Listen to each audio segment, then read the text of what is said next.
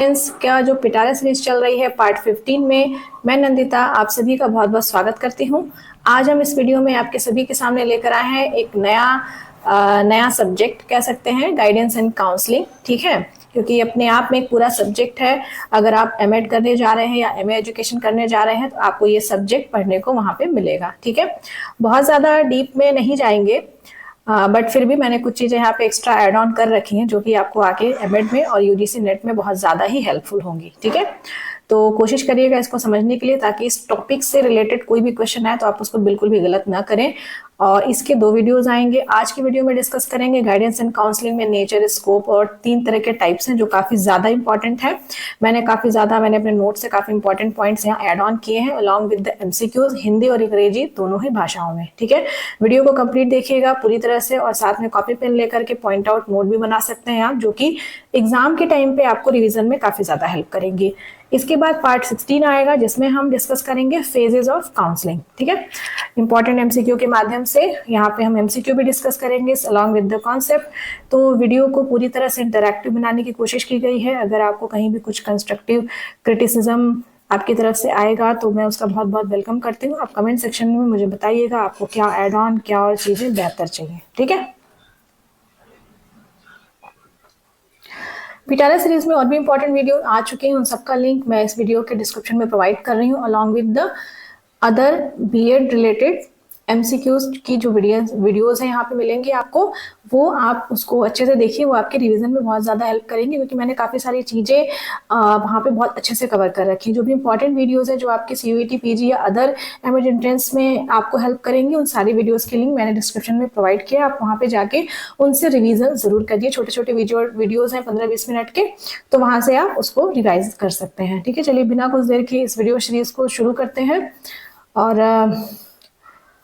Video के लिए मैं कंटेंट खुद ही बनाती हूँ, सारी चीज़ें रिकॉर्डिंग, एडिटिंग सब कुछ मैं खुद करती हूँ, तो काफ़ी एफर्ट लगता है। तो अगर आप इस वीडियो को लाइक करते हैं या जितने भी वीडियोस आप देख रहे हैं लाइक करते हैं, तो आपकी तरफ से वो एक बहुत बिगेस्ट कंट्रीब्यूशन होता है, क्योंकि मैं काफ़ी मेहनत कर रही हूँ और मैं देख रही हूँ कि मेरी वीडियोस फीड में ही नहीं आ रही हैं, काफ़ी कम व्यूज़ हैं।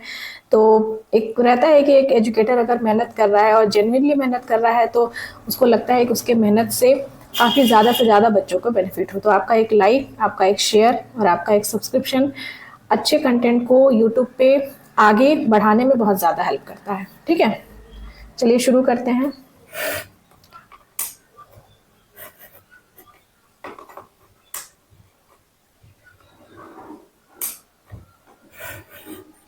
ठीक है,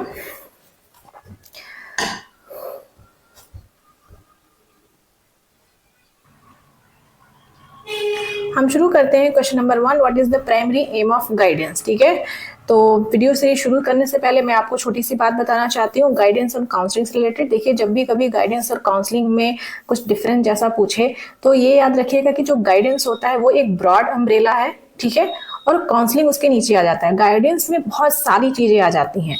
ठीक है, और काउंसलिंग क्या है कि एक स्पेसिफिक वे ऑफ गाइडेंस है। तो ये आपको एक बेसिक सी चीज याद रखनी है। गाइडेंस हमेशा एक ब्रॉडर अम्ब्रेला, उसमें बहुत सारी चीजें आ जाती हैं। ठीक है, और बहुत ही ज़्यादा इलेबोरेटेड मैनर में गाइडेंस दी जाती है। बहुत सारे गाइडेंस के टाइप्स हैं। ठीक है, और ऐसे ही काउंसलिंग क्या होती है, वो एक मतलब काउंसलर और काउंसलिंग के बीच के जो भी मतलब हम थेरेपी प्रोवाइड करते हैं, या थेरेपी इन द सेंस ये कह सकते हैं कि अगर एजुकेशन की फील्ड की बात करें तो वहाँ पे हम 1-to-1 सोल्यूशन प्रोवाइड करते हैं। ठीक है, काउंसलर क्या करता है, काउंसलर को 1-to-1 सोल्यूशन प्रोवाइड करता है। ठीक है, गाइडेंस एक ब्रॉडर अम्ब्रेला इसलिए कहा जाता है क्योंकि गाइडेंस में क्या होता है कि आप बहुत सारे लोगों को एक साथ भी गाइडेंस दे सकते हैं। ठीक है, पर्सनल गाइडेंस होता है, वोकेशनल गाइडेंस होता है, ये सारी चीज़ें आपको आगे एमसीक्यू के माध्यम में वीडियोज़ में देखने को मिलेंगी। ठीक है, स्क्रीन पे देखिए question number 1, what is the primary aim of guidance. Guidance का जो सबसे प्राइमरी एम है, हमेशा देखिए कई बार बहुत टफ क्वेश्चन को बनाना होता है तो वो सेकेंडरी एम पूछता है। प्राइमरी एम का मतलब क्या है कि जो सबसे ही ज्यादा बेसिक एम है। ठीक है, वो बहुत ज्यादा इंपॉर्टेंट है। ठीक है, तो यहाँ पे ऑप्शन है to provide guidance, to provide information, to impose decision, to restrict choices, to create confusion. ठीक है, कई बार क्वेश्चन आपको आप क्वेश्चन को एलिमिनेशन मेथड के थ्रू भी आप क्वेश्चन को सॉल्व कर सकते हैं। तो यहाँ पे करेक्ट आंसर है आपका टू प्रोवाइड इंफॉर्मेशन। ठीक है, तो क्या होता है कि जो गाइडेंस है, जो हम मार्गदर्शन देते हैं, उसमें सबसे बड़ी क्या चीज है, हमें इंफॉर्मेशन, हमें जानकारी देना होता है। Guidance aims to provide necessary information to help individuals to make inform decision. ठीक है, जो भी गाइडेंस दे रहा है, जैसे मैं एक एजुकेटर हूँ, अगर मैं आपको गाइडेंस प्रोवाइड कर रही हूँ तो मेरा क्या काम है, आपको सही मार्गदर्शन देना, सही दिशा दिखाना, जहाँ पे भी आपको चीजें समझ में नहीं आ रही हैं, और इस तरह से गाइड करना ताकि आप खुद के डिसीजन एक पॉजिटिव वे में डिसीजंस ले सके। ठीक है, नेक्स्ट क्वेश्चन पे बढ़ते हैं। What type of guidance deals with emotional and social adjustment? ठीक है, यहाँ पे किसकी बात हो रही है, भावात्मक, इमोशन की बात हो रही है, सोशल एडजस्टमेंट की बात हो रही है। ठीक है, बताइए इसका क्या आंसर होगा। ठीक है, जब भी हम इमोशनल लेवल की बात करते हैं या सोशल एडजस्टमेंट की बात करते हैं तो यहाँ पे हम इंडिविजुअल की बात कर रहे हैं। ठीक है, आप इमोशनल गाइडेंस एक साथ कई सारे लोगों को नहीं दे सकते। ठीक है, आप हमेशा एक इंडिविजुअल की बात कर रहे हैं, जहाँ पे कोई इंडिविजुअल है या स्टूडेंट है, उसको इमोशनल लेवल पे कोई प्रॉब्लम हो रही है, वो सोशली बच्चा एडजस्ट नहीं कर पा रहा है, तो वहाँ पे आप किस तरह की गाइडेंस देंगे, आप वहाँ पे पर्सनल गाइडेंस देंगे। ठीक है, ठीक, अब जैसे यहाँ पे अगर जो एग्जांपल्स है, educational guidance, vocational guidance, group guidance, तो ये सब भी गाइडेंस के टाइप्स हैं। ठीक है, तो यहाँ पे जिस तरह से क्वेश्चन पूछा जाएगा, क्वेश्चन को अच्छे से रीड करना है, और ये सारे जो गाइडेंस एंड काउंसलिंग बहुत ही अच्छा सब्जेक्ट है, बहुत ही अच्छा टॉपिक यहाँ पे आपके CUET PG में मेंशन किया गया है। इससे क्वेश्चन बिल्कुल आप गलत मत करिएगा, क्योंकि ये एक स्कोरिंग एरिया है जहाँ पे आपको कॉन्सेप्ट को समझना है और क्वेश्चन को आंसर करना है। ठीक है, ठीक है, तो personal guidance helps individual handle emotional and social concern. ठीक है, जो भी उनके सोशल एडजस्टमेंट्स या इमोशन से रिलेटेड इश्यूज है, उनको सॉल्व करने में हेल्प करता है। Question number 3, who is considered the father of modern guidance and counselling. ठीक है, इस तरह के क्वेश्चन कई बार पूछे जाते हैं, जैसे कोई अगर टर्म दिया है तो ये टर्म कहाँ से आया, किस ईयर में आया। ठीक है, लैटिन से लिया गया है, फ्रेंच से लिया गया है, कोई भी एक सब्जेक्ट है तो उसके फादर है, उसके जनक कौन है। ठीक है, कोई भी एक टॉपिक है, जैसे कि इंटेलिजेंट क्वेश्चन का कॉन्सेप्ट किसने दिया। ठीक है, तो इस तरह के क्वेश्चंस आपको मतलब टिप पे होने चाहिए, आपको याद होने चाहिए। यूजीसी से रिलेटेड तो बहुत क्वेश्चंस आते हैं। यूजीसी कब आया, कब उसको स्टेटरी स्टेटस मिला। ठीक है, एनसीटी कब आया, एनसीईआरटी कब आया। तो इस तरह के छोटे मोटे जो टॉपिक्स हैं वो आप, जो मैं बता रही हूँ, इसके ईयर जरूर याद कर लीजिएगा, किसी भी फॉर्म में वहाँ पे आपसे पूछा जा सकता है। जैसे मिड डे मील कब आया, इनफैक्ट एक बहुत अच्छा टॉपिक है जो आपका पूछता है, क्या बताते हैं, एक सेकेंड, हाँ, MDG और SDG गोल्स। ठीक है, sustainable development goal and millennium development goal, इससे रिलेटेड क्वेश्चंस काफी पूछा जाता है, आप इसे पढ़ लीजिएगा। यहाँ पे क्या है, who is considered the father of modern guidance and counselling. तो यहाँ पे करेक्ट आंसर है ऑप्शन नंबर 2, फ्रैंक पार्सन। ठीक है,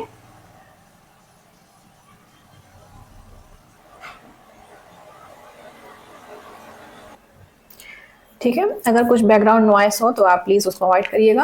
who is considered the father of modern college, Frank Parson है। ठीक है, Frank Parson is credited with establishing the foundation of modern guidance and counselling.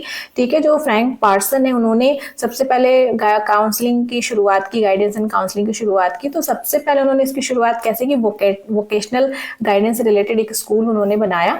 ठीक है, तो इनको फादर बोला जाता है। Next question, question number 4, which type of counselling focuses on resolving immediate issue. Immediate issue का मतलब जैसे अचानक से आपके पास कोई प्रॉब्लम आ गई, इमीडिएट प्रॉब्लम आ गई, तो आप उसको कैसे सॉल्व करेंगे। ऑप्शन दिया है preventive counselling, developmental counselling, crisis counselling, group counselling. ठीक है, तो यहाँ पे आपका करेक्ट आंसर होगा क्राइसिस काउंसलिंग, क्योंकि इमीडिएट इशू है, मतलब क्राइसिस है, संकट है, अचानक से संकट आ गया, आपको उसको सॉल्व करना है। ठीक है, ठीक है, तो जैसे क्राइसिस कई तरह की होती हैं, जैसे आप पढ़ाई कर रहे हैं तो अचानक से कुछ क्राइसिस आ गई, आपके पास बुक नहीं है या और भी कुछ मटेरियल नहीं है, स्टडी मटेरियल नहीं है, तो ये क्राइसिस है। बट अगर हम गाइडेंस एंड काउंसलिंग से रिलेटेड इश्यूज पे बात करें तो किस तरह की क्राइसिस आ सकती हैं, जैसे यहाँ पे नीचे लिखा हुआ है इमोशनल या साइकोलॉजिकल कंसर्न्स। ठीक है, तो कई बार हम अगर वैकेंसीज नहीं आती तो हम बहुत परेशान हो जाते हैं कि वैकेंसीज नहीं आ रही है, या जो भी बहुत सारा स्ट्रेस हो रहा है उसको कैसे आप डील करेंगे, इमोशनल लेवल पे बहुत सारे इश्यूज होते हैं, तो वो ये भी एक तरह की क्राइसिस में आएगी। ठीक है, क्राइसिस यहाँ पे हम गाइडेंस एंड काउंसलिंग से रिलेटेड क्राइसिस की बात करें, अदरवाइज पर्सनल लाइफ में तो बहुत सारे क्राइसिस आते हैं, बट वहाँ पे आप क्राइसिस किस तरह की आएगी जहाँ पे गाइडेंस एंड काउंसलिंग की ज़रूरत आपको पड़ेगी, काउंसलिंग की ज़रूरत पड़ेगी, तो वहाँ पे आपको इमोशनल एंड साइकोलॉजिकल कंसर्न्स, ठीक है, जिसमें आप बहुत कुछ डील करते हैं, बहुत परेशान हो जाते हैं और आप कभी कभार मतलब डिप्रेस्ड हो जाते हैं, तो वहाँ पे काउंसलर आपको हेल्प करेगा। क्वेश्चन नंबर 5 पे पढ़ते हैं। क्वेश्चन नंबर 5 पे बढ़ने से पहले मैं यहाँ पे कुछ पॉइंट्स अपने नोट्स से मैंने यहाँ पे ऐड ऑन किए हैं। पहले तो मैंने सिर्फ एमसीक्यूज ऐड ऑन किए थे, फिर मुझे लगा कि थोड़ी कुछ चीज़ें बता देनी चाहिए ताकि एटलीस्ट मतलब देखिए ये जो मैं आपको बता रही हूँ ये आपके एमएड में भी काम आएगा, यूजीसी नेट में भी क्वेश्चंस आते हैं, तो ये नहीं समझना है कि एमएड एंट्रेंस में नहीं आ सकता, बिल्कुल आ सकता है और बहुत बेसिक है।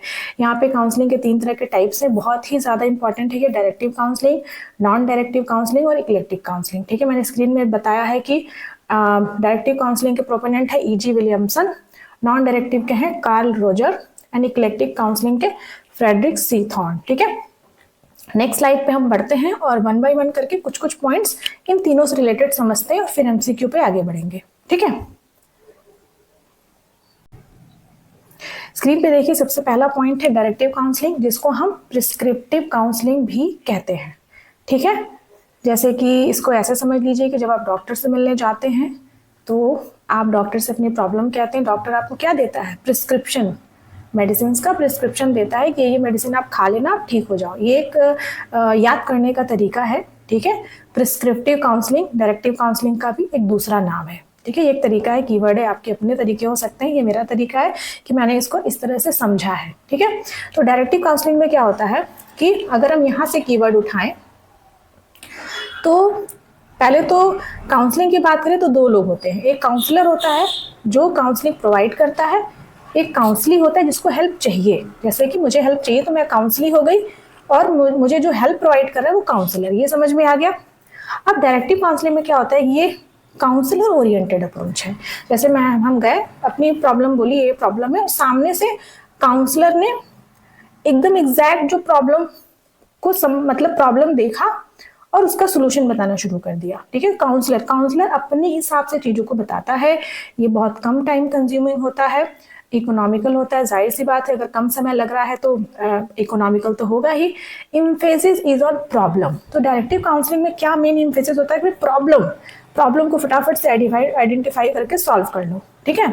तो ये कहते हैं कि यहाँ पे जो काउंसलर होता है वो एक्टिव होता है, एक्टिव मोड में रहता है, ठीक है। उसका एक्टिव रोल होता है काउंसलर का, काउंसलिंग का पैसिव रोल रहता है, वो गया अपनी प्रॉब्लम बताया, सॉल्व कर दिया। इसमें एक और पॉइंट आता है डायरेक्टिव काउंसलिंग में, जो भी काउंसलर है वो क्या करता है, क्या करना है क्या नहीं करना है ये बताता है। अगर स्टूडेंट की बात करें, स्टूडेंट अपनी प्रॉब्लम लेके काउंसलर के पास गया, करियर काउंसलर के पास गया, भाई ये प्रॉब्लम है, तो बताएगा ये करना है ये नहीं करना है, ठीक है। तो ये कुछ इंपॉर्टेंट पॉइंट्स है जिसको मैंने अपने नोट्स में से यहाँ पे टाइप किया है, तो एक बात है और काफ़ी ज़्यादा इसको पॉइंट्स में लिख लीजिएगा और इसके जो टर्म है वो ज़रूर याद कर लीजिएगा। नेक्स्ट पे चलते हैं, ठीक है। अब यहाँ पे है नॉन डायरेक्टिव काउंसलिंग, इसका दूसरा नाम है परमिसिव काउंसलिंग, ठीक है। तो इसको आप मतलब मैंने इसको ऐसे रिलेट किया है कि जैसे कि मैं काउंसलिंग हूँ और मुझे कुछ भी चीज़ें चाहिए तो मेरे बिना मतलब मैं जब बताऊंगी तो फिर मुझे उस हिसाब से काउंसलर मुझे चीज़ें प्रोवाइड करेगा, इसमें एम्पैथी होगी, इसमें फीलिंग्स होंगी, ये सारी चीज़ें होंगी, ठीक है। तो आप अगर सिर्फ अगर उसको भी याद करते हैं प्रिस्क्रिप्टिव काउंसलिंग डायरेक्टिव, तो जाहिर सी बात है दूसरा जो आएगा परमिसिव वो नॉन डायरेक्टिव आ जाएगा, ये भी एक तरीका याद करने का। तो ये क्या है, ये ऐसा अप्रोच है जो काउंसली ओरिएंटेड है, ठीक है। इसमें काउंसलर का रोल पैसिव है, ठीक है, पैसिव है, एक्टिव कौन है, काउंसली है। ये थोड़ा टाइम कंज्यूमिंग प्रोसेस है क्योंकि जो काउंसलर होता है वो सिर्फ प्रॉब्लम पे फोकस नहीं करता है, जो काउंसली है मेरी फीलिंग्स, मेरे से एम्पैथी वो करेगा, ठीक है, कि मैं मेरी जगह खुद को रख के वो प्रॉब्लम को समझने की कोशिश करेगा, ठीक है। तो यहाँ पे काउंसलिंग ओरिएंटेड अप्रोच है, ठीक है। Counsellor provides an atmosphere to counsellee to freely explore hide her own thoughts and feeling, ठीक है। जैसे कई बार क्या होता है कि हम प्रॉब्लम लेकर जाते हैं तो हम सिर्फ ऊपर से प्रॉब्लम बताते हैं और हम कंफर्टेबल फील नहीं करते, हमने बस प्रॉब्लम बताई, हमें सोल्यूशन मिल गया, ये डायरेक्टिव हो गया। नॉन डायरेक्टिव में क्या होता है कि काउंसलर उन चीज़ों को बाहर निकालने का प्रयास करता है जो काउंसलर नहीं बता रहा है, ठीक है, वो एम्पैथी रखता है, उसको एक कंड्यूसिव एनवायरनमेंट देता है, उसको रिलैक्स फील कराता है और उसको ट्रस्ट फील कराता है कि आप जो प्रॉब्लम हमें बता रहे हैं ये सिर्फ हमारे तक है, हम कहीं शेयर नहीं करेंगे। और इस तरह से वो जो काउंसली है वो चीज़ों को और ज़्यादा इलेबोरेटेड मैनर में बताता है, उस हिसाब से काउंसलर उसको सोल्यूशन देता है। ठीक है, तो ये एक बात है। आगे बढ़ते हैं थर्ड पे।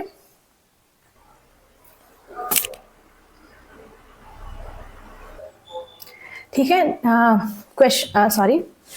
थर्ड टाइप है जो काउंसलिंग का है उसको बोलते हैं इक्लेटिक काउंसलिंग। इसका कोई और नाम नहीं है, सिर्फ एक ही नाम है, तो परेशान नहीं होना है कि बहुत सारा याद करना है। इक्लेटिक काउंसलिंग है तो यहाँ पे it is a synthesis of directive and non directive, मतलब दोनों तरह की जो अप्रोचेज हैं उन दोनों का मिक्सअप है।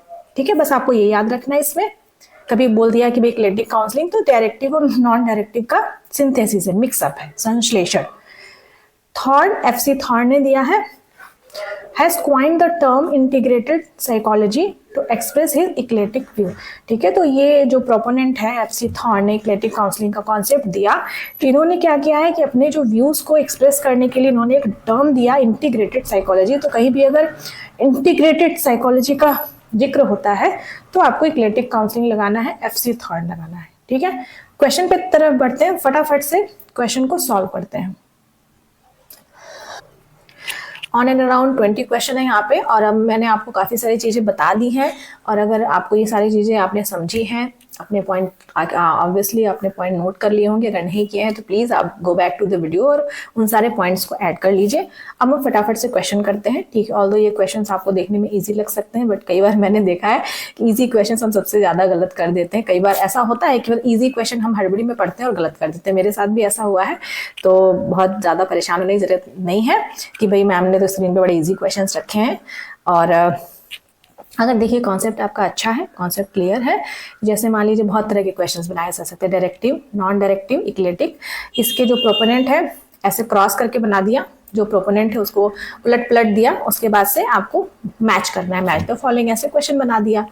ठीक है, और जो भी मैंने इक्लेटिक, डायरेक्टिव और नॉन डायरेक्टिव से रिलेटेड पॉइंट्स बताए हैं, अगर कॉन्सेप्ट आपको याद है तो आप क्वेश्चन को बहुत आसानी से कर लेंगे। What is the key feature of directive counselling? Directive counselling का की फीचर क्या है? Clients take the lead. नहीं भाई, क्लाइंट लीड नहीं लेता है, काउंसलर लीड लेता है। ठीक है, क्लाइंट मतलब counsellee.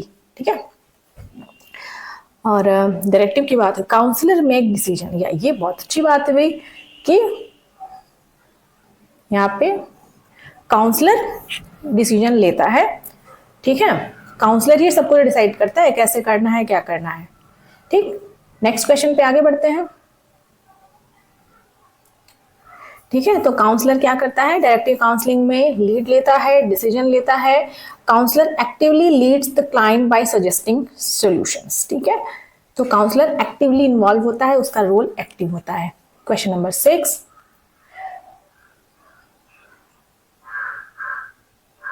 Question number 6, which of the following is a key component of non directive counselling? ठीक है, अब यहाँ पे परमिसिव काउंसलिंग की बात हो रही है। ठीक है, advice giving, client centred approach, strict guidance, behaviour orientation. ठीक है, तो नॉन डायरेक्टिव का क्या है? की कंपोनेंट पूछा है, तो यहाँ पे क्लाइंट सेंटर्ड अप्रोच। ठीक है, काउंसलिंग सेंटर्ड कह दीजिए या क्लाइंट सेंटर्ड कह दीजिए।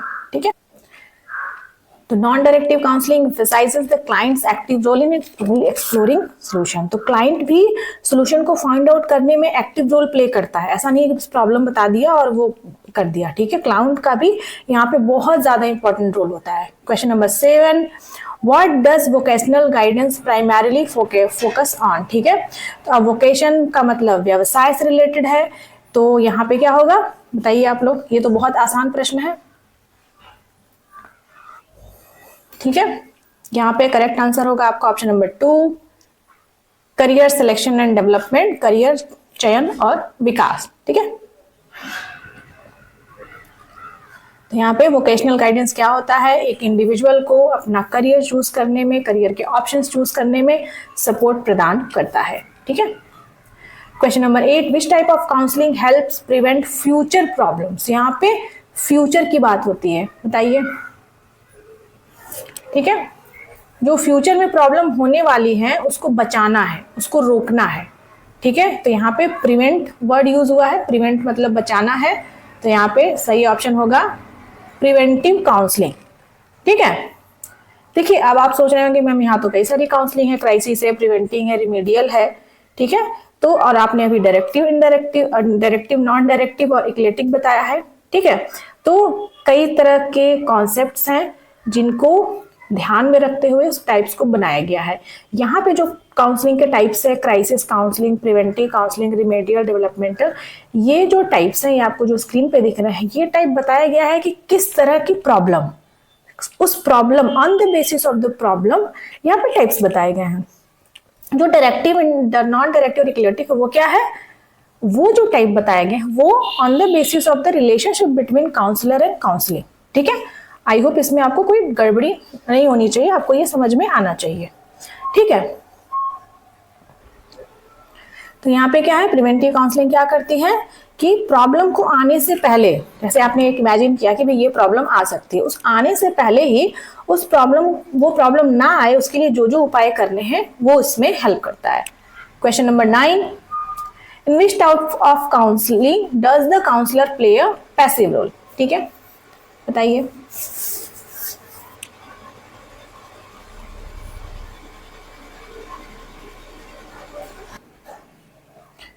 तो यहाँ पे क्या है कि काउंसलर का रोल पैसिव है, एक्टिव रोल किसका है, काउंसली का है। तो यहाँ पे नॉन डायरेक्टिव काउंसलिंग हो गया, ठीक है। यहाँ पे देखिए, in non directive counselling the counsellor act as a facilitator rather than giving direct advice, ठीक है। जैसे कि एनईपी 2020 में बात की गई है कि जो एक शिक्षक का रोल है, एजुकेटर का रोल है, वो हमेशा एक फैसिलिटेटर का रोल है, ठीक है। और जिस इसके पहले की वीडियोस में अगर बात करें, जितने भी वेस्टर्न स्कूल ऑफ फिलॉसफी है, ठीक है, most of the western school of philosophy also follow कि वहां पे टीचर का रोल क्या होना चाहिए, एज अ फैसिलिटेटर होना चाहिए, ठीक है। क्वेश्चन नंबर 10 देखिए, यहाँ पे कुछ क्वेश्चन डाले गए हैं गुड काउंसलर की क्वालिटी से related. Which of the following is an essential quality of good counsellor, ठीक है। तो यहाँ पे क्या है, judgemental attitude, empathy, authoritative nature, aggressiveness, ठीक है। क्या क्या होना चाहिए, एसेंशियल क्वालिटी, जो सबसे ज्यादा एक काउंसलर के अंदर जो एसेंशियल काउंसलिंग होनी चाहिए वो आपकी होनी चाहिए एम्पैथी, ठीक है।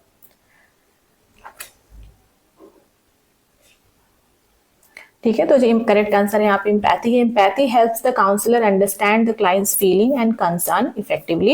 एम्पैथी की बात हम नॉन डायरेक्टिव काउंसलिंग में कहते हैं, जिसको हम परमिसिव काउंसलिंग भी कहते हैं।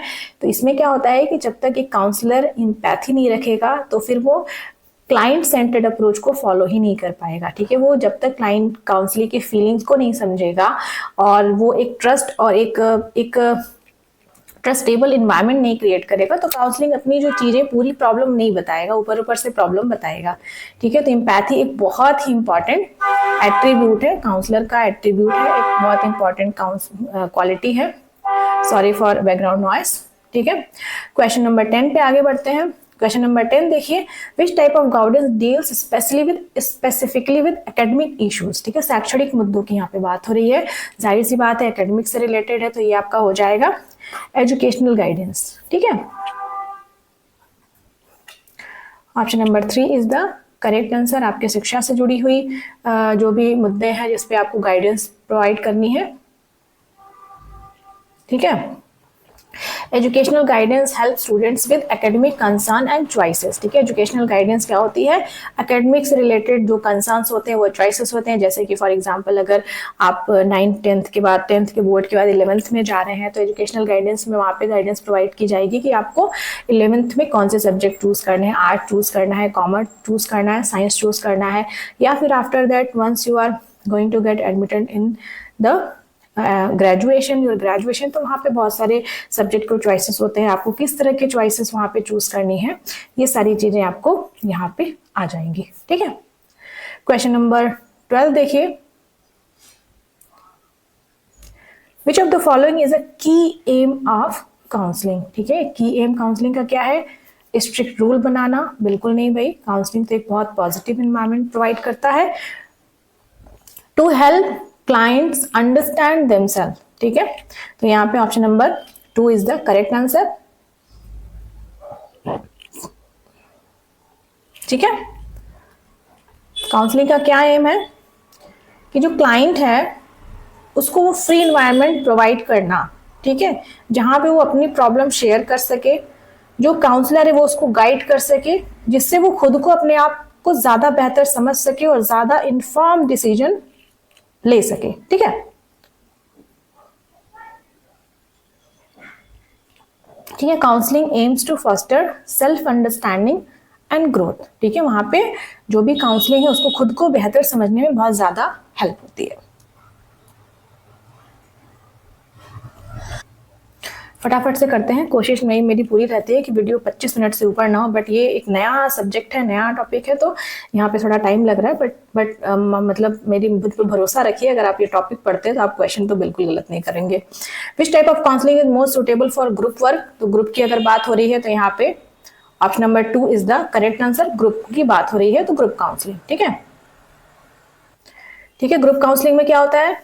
Group counselling allows multiple individuals to explore common concern together. जैसे क्लास में बच्चे हैं तो पता चल रहा है कि कई सारे बच्चे ऐसे हैं, उन लोगों ने सब्जेक्ट तो चूज कर लिया है, कई सारे बच्चों को प्रॉब्लम आ रही है चूज करने के लिए, तो उन सारे बच्चों को क्लास के बाद इकट्ठा कर लिया और वहां पे ग्रुप काउंसलिंग प्रोवाइड की गई, क्योंकि सारे बच्चों का जो मेन प्रॉब्लम है, मेन मुद्दा है कि भाई सब्जेक्ट चूज करना है। तो ये एक एग्जाम्पल के थ्रू आप समझ सकते हैं कि सबकी प्रॉब्लम एक है, तो सबको ग्रुप में बिठा दिया और वहां पे उनको ग्रुप काउंसलिंग प्रोवाइड की गई। Question number 14. In which counseling method does the client actively explore solutions with minimal advice? ठीक है, अगेन यहाँ पे option number 2 is the correct answer. ठीक है, non directive counselling encourage the client to explore their own solution. ठीक है, यहाँ पे सिर्फ काउंसलर सोल्यूशन नहीं प्रोवाइड करता है, वहां पे काउंसलर जो काउंसलिंग होता है या जो क्लाइंट बोलते हैं वो भी एक एक्टिव रोल मतलब रोल प्ले करता है। ठीक है, question number 15, what is the primary objective of career counselling? तो यहाँ पे करियर की बात हो रही है। ठीक है, तो यहाँ पे क्या होगा, करियर से रिलेटेड जो ऑप्शन होगा वो आप लगाएंगे, helping individual to take career decision. ठीक है, ये एक बात हो गई। Career counselling guide individual in career planning. Question number 16 देखिए, which of the following is not a type of guidance? ठीक है, पर्सनल, वोकेशनल, रिमीडियल, मेडिकल। तो यहाँ पे ऑप्शन नंबर 4 है जो मेडिकल गाइडेंस, किसी तरह का गाइडेंस नहीं होता है। ठीक है, medical guidance is not a recognised form of guidance. ठीक है, तो आप अगर इस तरह का क्वेश्चन आता है तो आप वहां मार्क करेंगे मेडिकल गाइडेंस नहीं होता है। What is the focus of preventive guidance? ठीक है, प्रिवेंट का क्या मतलब होता है? बचाना होता है। ठीक है, बताइए इसका आंसर। ठीक है, प्रिवेंट का क्या मतलब होता है? बचाना। किसको बचाना? फ्यूचर में जो प्रॉब्लम आएगी, कि एक इमेजिन करते हैं भाई ये प्रॉब्लम फ्यूचर में आ सकती है, आज ही उस पर काम करना। प्रिवेंट करना, जो प्रॉब्लम आ रही है उसको नहीं आने देना, उस पर काम करना। एड्रेसिंग फ्यूचर चैलेंजेस, पास्ट, जो ऑप्शन नंबर 1 देखिए, पास्ट की बात नहीं हो रही है, प्रिवेंट किसको करेंगे भाई? पास्ट की चीजें तो हो चुकी हैं, उसको तो आप प्रिवेंट कर नहीं सकते, तो एड्रेसिंग फ्यूचर चैलेंजेस। ठीक है, question number 18, which of the following is a key principle in the effective counselling? ठीक है, तो यहाँ पे सबसे ज्यादा इंपॉर्टेंट की प्रिंसिपल है बिल्डिंग ट्रस्ट। ठीक है, जब तक काउंसलर जो है वो काउंसलिंग या क्लाइंट का उस पर ट्रस्ट नहीं हो जाता, तब तक वो अपनी प्रॉब्लम, जो फीलिंग के साथ जो प्रॉब्लम है, जो एक्चुअल प्रॉब्लम है, वो बताएगा ही नहीं।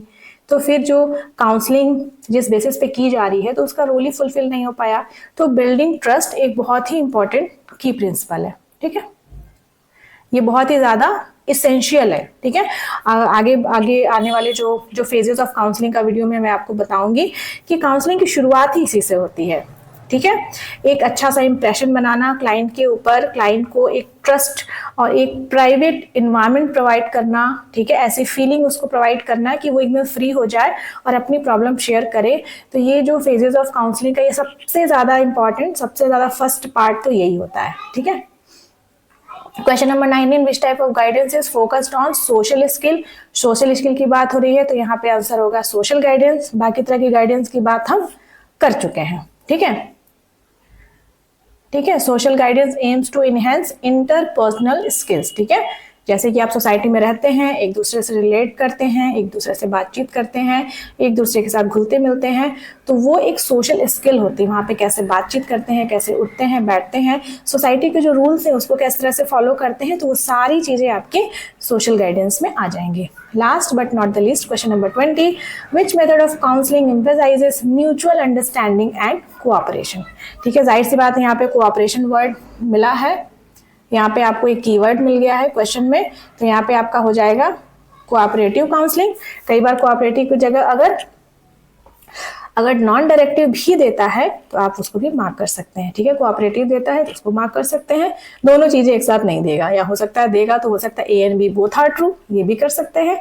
ठीक है,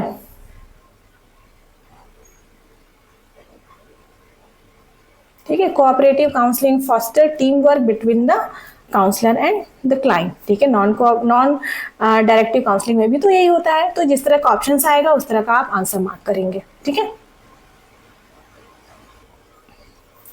बस 1 मिनट में आपका और लूंगी, वीडियो को वाइंड अप करते हैं क्योंकि बहुत मतलब जल्दी फास्ट करते करते भी एक्सप्लेन करते वीडियो 30 मिनट की हो गई है। बट माइंड इट, ये 30 मिनट आपके बहुत अच्छे 30 मिनट होंगे। मैंने पूरी कोशिश की है कि आपको वो कॉन्सेप्ट समझ में आ जाए, और 30 मिनट की वीडियो और आने वाली वीडियो भी मुझे लगता है कि 25 मिनट के आसपास जाएगी। 1-2 वीडियो से आपका ये टॉपिक प्रिपेयर हो जाएगा अच्छे से, along with the concept, along with the MCQs। ठीक है, तो ये सारी चीज़ें बहुत ज़्यादा इंपॉर्टेंट है। आई होप आपने नोट्स बना लिए होंगे। नेक्स्ट वीडियो में हम डिस्कस करेंगे फेजेस ऑफ काउंसलिंग। और अगेन मैं आप लोगों से फिर से कहती हूँ, वीडियो के डिस्क्रिप्शन में इंपॉर्टेंट वीडियोस की प्लेलिस्ट है। ठीक है, वहाँ पे ये नहीं देखना है अगर मैंने वीडियो में बोला है कि मैं DDU बीएड में पढ़ा रही हूँ, तो भाई आप बीएड अगर कहीं से भी किए हों, वीर बहादुर सिंह पूर्वांचल से किए हों, इंडिया में कहीं से भी किए हों, तो बीएड में काफ़ी सारी चीज़ें आपकी वही सेम है, जैसे कि इंटेलिजेंस है, पर्सनैलिटी है। ठीक है, उसके बाद और भी सारी इंपॉर्टेंट जो कॉन्सेप्ट्स हैं वो आपको CUET PG के सिलेबस में या मोर और लेस हर जगह के सिलेबस आपके सेम ही है। बीएड से ही तो क्वेश्चन सबमिट में पूछे जाएंगे, इसलिए मैं काफ़ी सारी वीडियोस पहले बना चुकी हूँ। बीएड के वीडियोस में आपको वो सारी कॉन्सेप्ट्स मिलेंगे। यहाँ पे मैंने फिलॉसफी ऐड किया है और गाइडेंस एंड काउंसलिंग, 2 चीज़ें जो आपके वीडियो में बहुत मतलब बहुत कम लेवल पे हैं। अलग अलग जगहों पे हो सकता है, कहीं कहीं जगहों पे हों, कहीं कहीं जगहों पे ना हो। ठीक है, तो CUET के PG के सिलेबस में मैंने देखा और MA एजुकेशन के भी सिलेबस में मैंने देखा कि कुछ चीज़ें हैं जो कॉमन है और वो ज़्यादा बहुत इंपॉर्टेंट है। आगे जाके आप एमएड में तो बहुत डिटेल में पढ़ेंगे, एपिस्टेमोलॉजी, एक्सियोलॉजी। ठीक है, ये सारी चीज़ें, western school of philosophy, Indian school of philosophy भी आप पढ़ेंगे डिटेल में, तो ये सारी चीज़ें पढ़ें। ये स्ट्रिक्टली वीडियो सीरीज जो बन रही है वो एमएड एंट्रेंस को ध्यान में रखते हुए, तो डेफिनेटली एमएड का एंट्रेंस है तो बीएड से ही क्वेश्चंस बनेंगे, अलॉन्ग विद जो भी मैं पिटारा सीरीज में करा रही हूँ। पिटारा सीरीज एक ऐसी सीरीज है जिसमें हम सब कुछ डिस्कस करेंगे। अगर मुझे कहीं से PYQ पेपर मिलते हैं तो मैं वो भी यहाँ पे, क्योंकि PYQ से आपको आइडिया मिलता है कि भाई किस तरह से क्वेश्चंस कहाँ से बनाया जा रहा है। ऐसा तो है नहीं कि नए कुछ क्वेश्चंस ला दिए जाएंगे। ठीक है, डेफिनेटली नए कुछ डेवलपमेंट हो रहे हैं। फॉर एग्जाम्पल अगर नई शिक्षा नीति में डेवलपमेंट हो रहे हैं, उससे जोड़ के चीज़ें कुछ बना दी जाएंगी, ये किया जाएगा। बट जो पुराने कॉन्सेप्ट हैं उसमें कोई चेंजेस नहीं होने वाले हैं। तो ये एक इंपॉर्टेंट बात थी। तो अभी तक वीडियो को लाइक, शेयर और सब्सक्राइब नहीं किया है तो प्लीज़ आप उसको कीजिए और बेल आइकन ज़रूर प्रेस करिए, जिससे कि इंपॉर्टेंट नोटिफिकेशन ना मिस हो। और प्लीज़ वीडियो को शेयर ज़रूर करिए। मिलते हैं फिर नेक्स्ट वीडियो में फेजेस ऑफ काउंसलिंग के साथ। थैंक यू फॉर वॉचिंग और very very all the best आप सभी को आपके एग्जाम के लिए।